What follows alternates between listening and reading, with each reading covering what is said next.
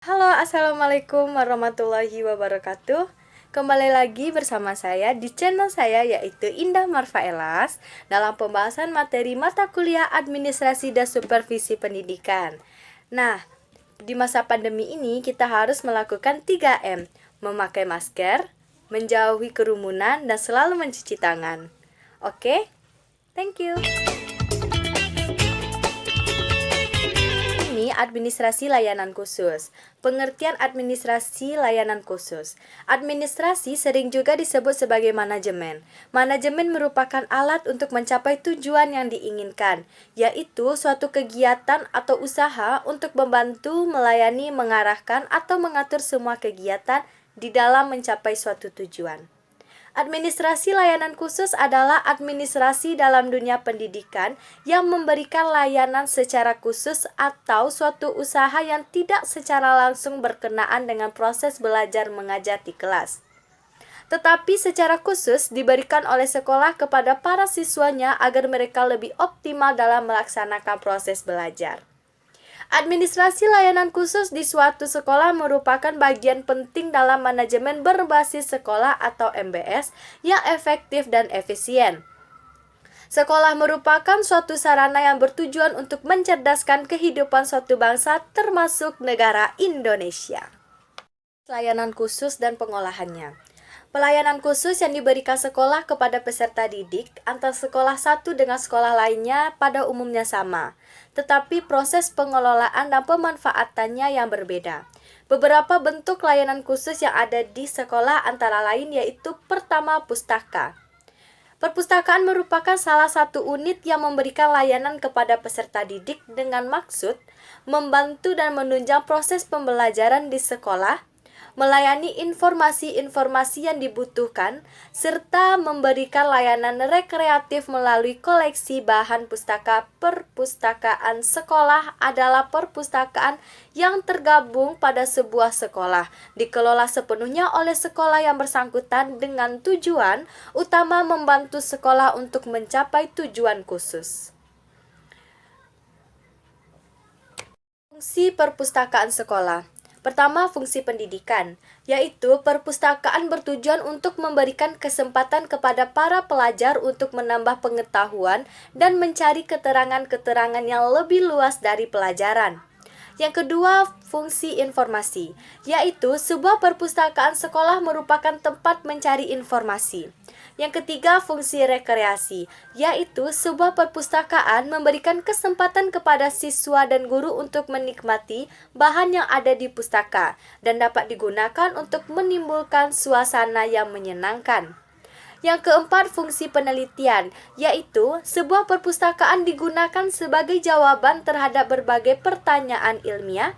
Yang kelima, fungsi pelayanan hobi, yaitu sebuah perpustakaan sekolah yang baik juga harus dapat membantu pelajar untuk mengembangkan kegemarannya. Yang keenam, fungsi penanaman rasa, tanggung jawab. Melalui perpustakaan sekolah, para pelajar dapat dididik agar menjadi warga negara yang bertanggung jawab. Selanjutnya, peranan guru dalam administrasi perpustakaan sekolah. Ada beberapa peranan guru yang terlibat dalam administrasi perpustakaan sekolah, antara lain: yang pertama, guru memperkenalkan buku-buku kepada siswa dan guru-guru. Yang kedua, guru memilih buku-buku dan bahan pustaka lainnya yang akan dibeli. Ketiga, guru mempromosikan perpustakaan baik untuk pemakaian maupun pembinaannya. Yang keempat, guru mengetahui jenis dan menguasai kriteria-kriteria umum yang menentukan baik buruknya suatu koleksi. Dan yang kelima, guru mengusahakan agar siswa aktif membantu perkembangan perpustakaan. Khusus selanjutnya yaitu laboratorium. Apa sih laboratorium? Laboratorium merupakan sarana pendukung dalam pembelajaran di sekolah. Secara sederhana, laboratorium dapat diartikan sebagai suatu tempat di mana dosen, mahasiswa, guru, siswa, dan orang lain melaksanakan kegiatan kerja ilmiah seperti praktikum, observasi, penelitian, demokrasi, dan pembuatan model-model dalam rangka kegiatan belajar mengajar. Yang ketiga, UKS, Usaha Kesehatan Sekolah. UKS merupakan salah satu sarana untuk meningkatkan kemampuan hidup sehat yang pada selanjutnya akan meningkatkan derajat kesehatan peserta didik secara optimal. UKS bukan saja menjadi tanggung jawab pemerintah, akan tetapi juga merupakan tanggung jawab peserta didik dan masyarakat di mana sekolah itu berada.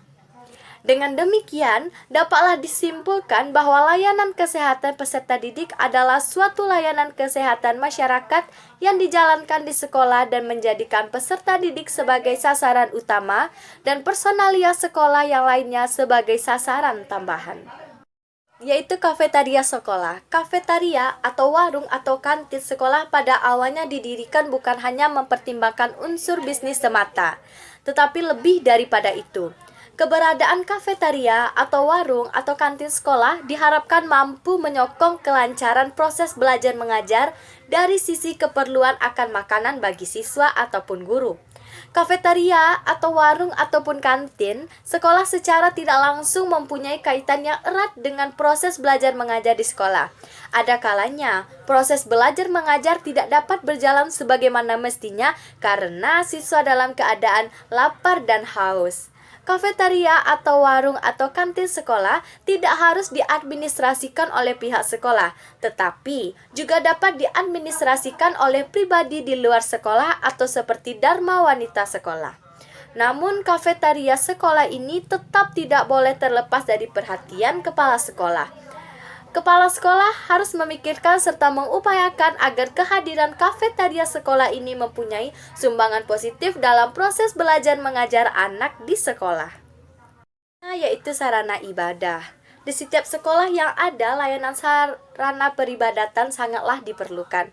Layanan sarana peribadatan merupakan layanan yang diberikan sekolah dengan tujuan agar layanan tersebut bisa digunakan untuk beribadah, melaksanakan kegiatan keagamaan lainnya, serta bisa membentuk kerohanian bagi peserta didik, khususnya agar mampu menjadi manusia yang baik dan beriman. Amin, amin ya robbal alamin. Adanya sebuah layanan sarana peribadatan di sekolah sangatlah menunjang proses pembelajaran karena pembelajaran bisa dilakukan di mana saja termasuk salah satunya adalah di rumah peribadatan. Adapun layanan rumah peribadatan yang biasanya ada di sekolah adalah masjid dan gereja. Nah, selanjutnya layanan khusus yaitu asrama. Bagi para peserta didik, khususnya jenjang pendidikan menengah dan pendidikan tinggi, terutama bagi mereka yang bertempat tinggal jauh dari sekolah, diperlukan asrama. Selain bermanfaat untuk peserta didik, asrama juga bermanfaat bagi para pendidik dan petugas asrama tersebut. Lanjut sarana yaitu kooperasi. Kooperasi berasal dari dua kata yaitu co dan operation yang berarti kerjasama untuk mencapai tujuan. Kooperasi adalah suatu perkumpulan yang beranggotakan beberapa orang atau badan-badan dengan bekerja sama dengan menggunakan azas kekeluargaan dalam menjalankan usaha serta untuk mempertinggi kesejahteraan jasmaniah para anggotanya.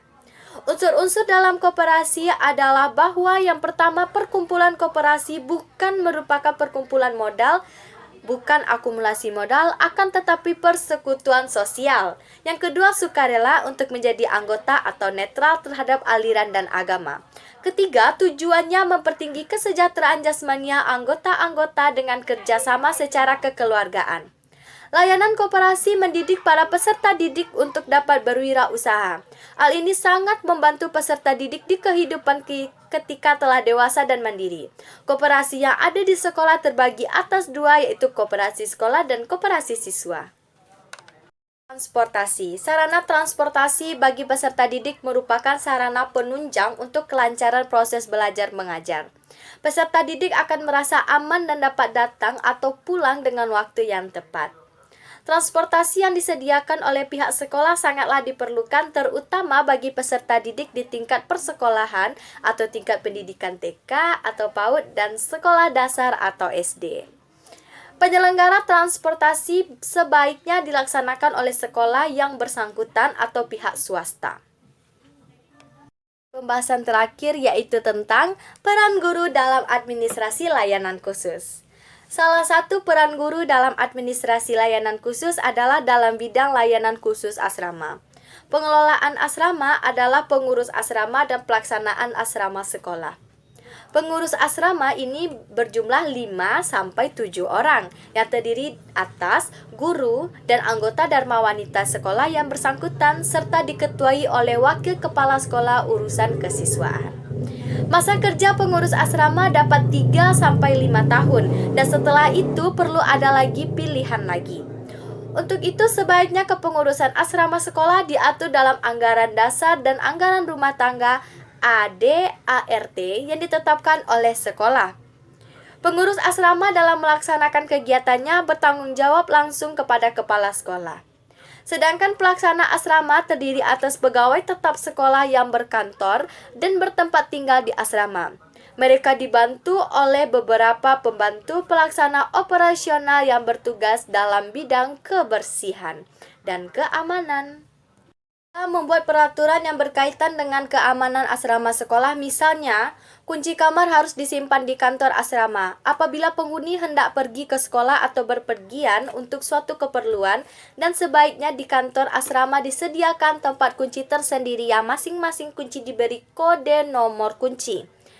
Lanjut, masing-masing para penghuni asrama sekolah harus memiliki gembok atau kunci lemari sendiri dan anak kunci dibawa sendiri-sendiri oleh penghuni asrama. Selanjutnya, membuatkan jadwal piket jaga asrama sekolah secara bergiliran selama 24 jam, di mana masing-masing 6 jam. Selanjutnya, yaitu menyusun peraturan yang berkaitan dengan hak dan kewajiban petugas asrama termasuk pembantu-pembantunya. Berikut ini merupakan tugas-tugas dari pengelolaan asrama sekolah, yaitu sebagai berikut. Yang pertama, membuat peraturan penyelenggaraan asrama, misalnya menentukan beberapa syarat dalam penerimaan atau pelepasan para siswa untuk dapat diterima sebagai penghuni asrama sekolah. Selanjutnya, menentukan biaya yang minimum. Dalam arti bahwa penentuan tarif biaya di sini adalah untuk mendidik para penghuni asrama agar dapat bertanggung jawab, mandiri, dan dapat menghargai diri. Selanjutnya, menentukan waktu pembayaran sewa. Misalnya ditarik setiap 1 semester sekali atau setiap bulan. Selanjutnya, mengatur atau memberi sanksi kepada penghuni asrama yang melanggar peraturan yang telah disetujui. Selanjutnya, menyusun rencana anggaran belanja untuk pengelolaan per tahun, misalnya menentukan besarnya biaya untuk pemeliharaan gedung termasuk pengecatan dan perbaikan kerusakan-kerusakan ringan. Selanjutnya, menentukan besarnya biaya untuk menjaga kebersihan gedung dan halaman asrama sekolah termasuk peralatannya. Berakhir sudah penjelasan saya tentang administrasi layanan khusus. Semoga materi-materi ini dapat tersimpan oleh otak teman-teman dan dapat bermanfaat. Amin amin ya robbal alamin. Sampai jumpa dan assalamualaikum warahmatullahi wabarakatuh. Tetap taati protokol kesehatan. Gunakan masker.